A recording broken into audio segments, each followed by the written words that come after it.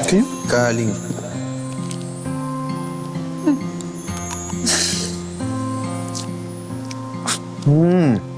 Hala! Bakit? Tingnan mo itong news, oh. Naalala mo ba si Gilbert? Oo. Yung manliligaw mo na pumilit sa'yo kahit binasted mo na. Ba? Bakit? Inarrest daw siya for domestic violence. Ano? Nireport siya ng girlfriend niyang si Noemi Vera. Family friend din namin yun eh. Apparently, sinasaktan daw siya. Mas lalo hindi dapat ikasal si Ellen sa kanya.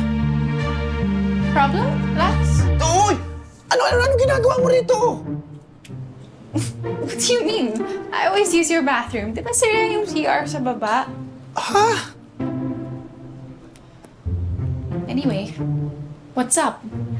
Sabihin mo na. Alin? Sabihin mo na! Ha? Alin? Hindi ako aalis hanggat hindi ka nagsha-share.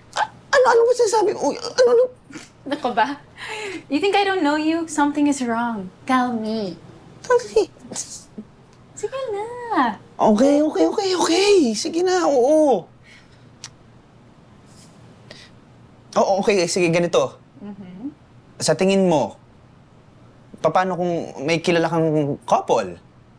Tapos, kaibigan mo yung babae. Tapos alam mo yung lalaki, may tendency manakit dahil may sinaktan na siyang ex-girlfriend before. Anong pwede mong gawin para makatulong? At sabihin mo sa kaibigan mo yung totoo. Eh, paano kung hindi maniwala? That's simple. Iharap mo nga ang evidence. Nako! See? There you go again. Always thinking about other people's problems.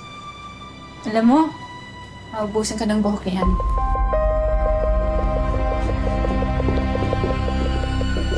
Thanks for the bathroom!